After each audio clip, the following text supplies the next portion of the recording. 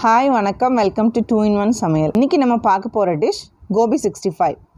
தேவையான ingredients: cauliflower 600 gram, அரிசி மாவு 4 டேபிள் ஸ்பூன், மைதா 2 டேபிள் ஸ்பூன், கடலை மாவு 1 டேபிள் ஸ்பூன், கார்ன்ஃப்ளவர் மாவு 1 tablespoon, Kashmiri chilli powder 1 tablespoon, garam masala 1/2 teaspoon, salt 1 teaspoon, ginger garlic paste 1/2 teaspoon, lemon 1/2 lemon, மஞ்சத்தூள் 1/4 teaspoon, பொரிக்க தேவையான எண்ணெய்.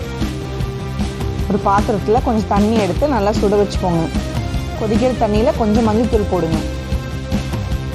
அதுக்கப்புறம் கொஞ்சமாக சால்ட் ஆட் பண்ணுங்க. தண்ணி நல்லா கொதிக்கிட்டோம்.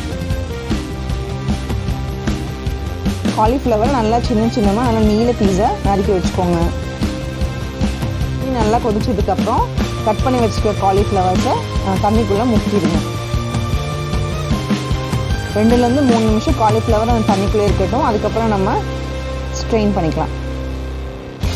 காலிஃப்ளவர் போட்டதுக்கப்புறம் 2 to 3 மினிட்ஸ்க்கு அப்புறம் கேஸ் ஆஃப் பண்ணிடுங்க. 3 நிமிஷம் ஆயிடுச்சு. இப்போ நம்ம தண்ணியிலேருந்து எடுத்து ஸ்ட்ரெயின் பண்ணிடலாம். நம்ம மேரினேஷன் தேவையானலாம் பார்ப்போம். ஒரு பவுலில் ரைஸ் ஃப்ளவர் எடுத்துக்கோங்க, அரிசி மாவு, நெக்ஸ்ட்டு மைதா ஆட் பண்ணிக்கோங்க, கடலை மாவு போட்டுங்க, ஃப்ளவர் மாவு போடுங்க,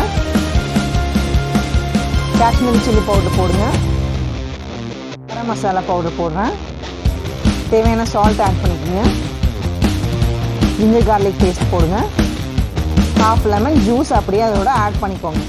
மாவு, நம்ம போட்ட masala powder, ginger garlic paste, lemon juice எல்லாத்தையும் நல்லா கையில் மிக்ஸ் பண்ணிக்கோங்க. காரமும் உப்பும் உங்களுக்கு கொஞ்சம் அதிகமாக தேவைப்படுறப்போ ஆட் பண்ணிக்கோங்க. நான் இப்போ கரெக்ட் அளவு இந்த மாவுக்கு தேவையானது போட்டிருக்கேன். மிக்ஸ் பண்ணி வச்சுருக்க அந்த மாவில் இப்போ ஸ்ட்ரெயின் பண்ணி வச்சுருக்க காலிஃப்ளவர் போட்டு நல்லா மிக்ஸ் பண்ணுங்கள். அந்த மாவை நல்லா மிக்ஸ் பண்ணும்போதே லைட்டாக கொஞ்சம் கொஞ்சமாக தண்ணி ஆட் பண்ணி நல்லா மிக்ஸ் பண்ணிக்கோங்க.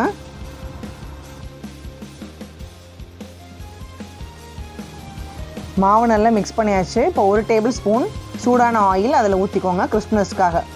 சூடான ஆயில் ஊற்றினதுக்கப்புறம் ஸ்பூனில் நல்லா மிக்ஸ் பண்ணிக்கோங்க. இப்போ காலிஃப்ளவர் வறுக்கிறதுக்கு ஒரு பேனில் எண்ணெய் காய வச்சுக்கோங்க.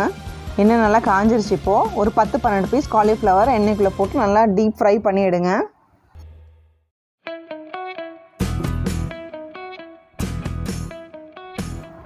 நல்லா கோல்டன் ப்ரௌனில் வெந்ததுக்கப்புறம் அதை நீங்கள் எண்ணெயிலேருந்து ஸ்ட்ரெயின் பண்ணிடலாம். நீங்கள் வடிகட்டியில் எடுத்ததுக்கப்புறம் ஒரு டிஷ்யூ பேப்பரில் போட்டிங்கன்னா அதில் ஏதாவது எக்ஸ்ட்ரா ஆயில் இருந்தாலும் அந்த டிஷ்யூ பேப்பர் அதை எக்ஸ்ட்ராக்ட் பண்ணிக்கும். நம்மளோட காலிஃப்ளவர் இப்போ ரெடி ஆயிடுச்சு. அதுக்கு மேலே உங்களுக்கு 5-6 கருவேப்பிலை எடுத்து அதே எண்ணெயில் சூடாக பொரித்து அது மேலே போட்டுருங்க.